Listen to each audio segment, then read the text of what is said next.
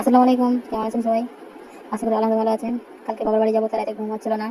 এই তো রাতে বারবার করে জিজ্ঞেস করছি কটা বাজে, সারা রাত জেগে আছি। মানে ব্যাগ গুছানোর পরে এখন থাকতে ইচ্ছে করে না। এই তো ম্যাগি খেলাম রাতে, তার ব্যাগটা গুছিয়ে এই তো চলে যাচ্ছি। টোটো ডেকেছিল, টোটো করে যাবো এখন হিতেরপুর। ডোমকল যাওয়ার কথা, দেখি যেমন ডোমকল জানি তুলতে যায়। তারপর দিদাকে আদর করে যেতে চাইছি না, ও একদম একটু ভারী হাসছে না। টাটা দিয়ে তারপর বেরিয়ে পড়লাম। সুশি ছিল না, সুশার মতো ফোন করলাম, ও বারবার দেখছে দিদাকে এই সাইডে।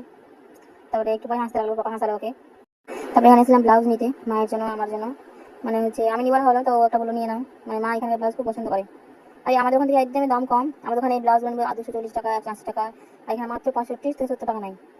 তোমার জন্য কি করবো? তখন যাওয়ার সময় মা বলেছিল যে এবার আসলে না নিয়ে আসিস। তারপরে হচ্ছে এই তো ব্লাউজ কিনে চলে আসলাম বাস স্ট্যান্ডে। মানে ভিডিও করার অনেক ইচ্ছে ছিল, বাট ভিডিও করতে পারি কি করে, বাচ্চা নিয়ে ব্যাগ নিয়ে অতগুলো, কিছু করার নেই। মোবাইল বের করলে আমি করতে পারি না ভিডিও।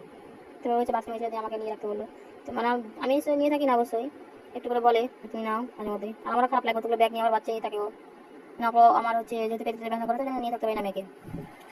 তারপরে এই তো এখানে আমি আসলাম, ও শুধু এখানে আসলে শুধু বলে চলো ভালো ভালো তো খাওয়াবো। বাট একটা হোটেলে খাওয়া ছিল না ভালো, মানে না খোলা ছিল, আজ 2-3 হোটেল খোলা আছে, তো খাওয়া ভালো ছিল না।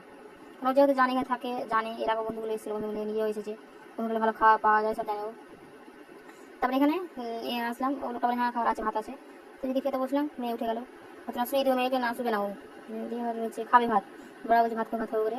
আমি তো বলতে শিখেছি। তারপরে তো ভাত সবজি ভাত নিয়েছিলাম প্রথমে। আমার হোটেলে কিছু খেতে ইচ্ছে করে না। তো ওই দেখেন কী করছিল, ভাত খাওয়াচ্ছে ওকে।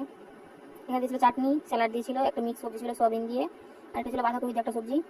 এখানে একটা জিনিস আমি দেখলাম, এইটুকু সবজি দিবে আপনাকে এক্সট্রা, আবার 10 টাকা না 30 টাকা নেবে।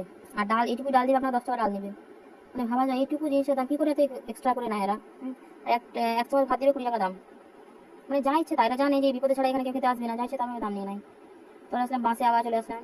বেশি কোনো ভিডিও করতে পারিনি, মেয়েতে মেয়ে খেলা করছিল। বাবা নিচে খাওয়া নিতে নেমেছিল, কুরকুরে চিপস, যেহেতু বাসে নিয়ে যেত অনেক কিছু খাওয়া নিয়ে যেতে হবে জন্য, কেক কুরকুরি জুস টুস সব নিয়ে যেতে হয়, 5-6 থাকে। তো এই জন্য নিয়ে যেতে হয় আর কি। তো রাস্তায় তো মেয়েকে নিয়ে আদর করছে, ভিডিও বুঝতে নামবে না, লাইট করছে, ভিডিও করছে, লাইট করছে, তো ওই জন্য আরও বিরক্ত পাচ্ছে ও।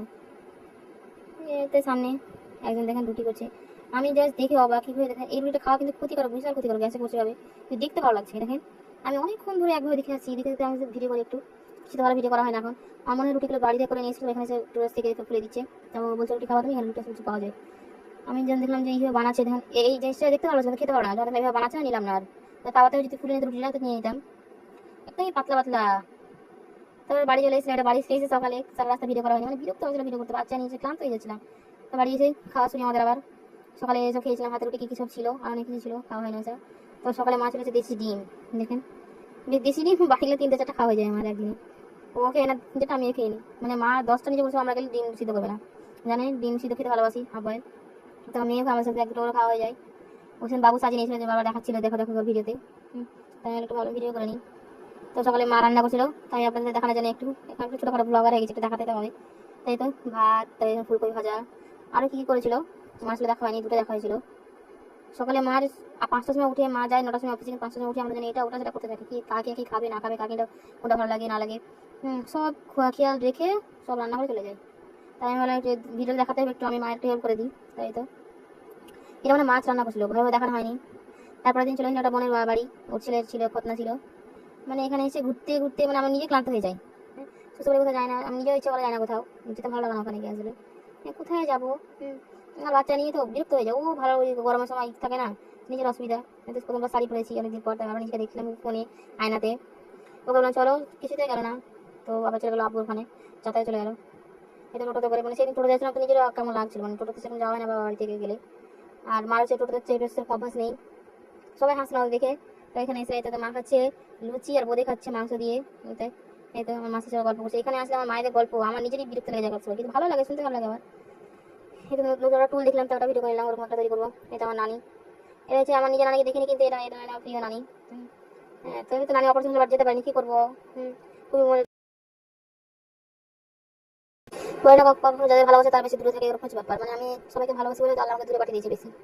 কিন্তু মারা আবার সেই খেয়ে দিয়ে সবাই মন ভাগ্নি সবাই মিলে গল্প করতে বসে গেছে।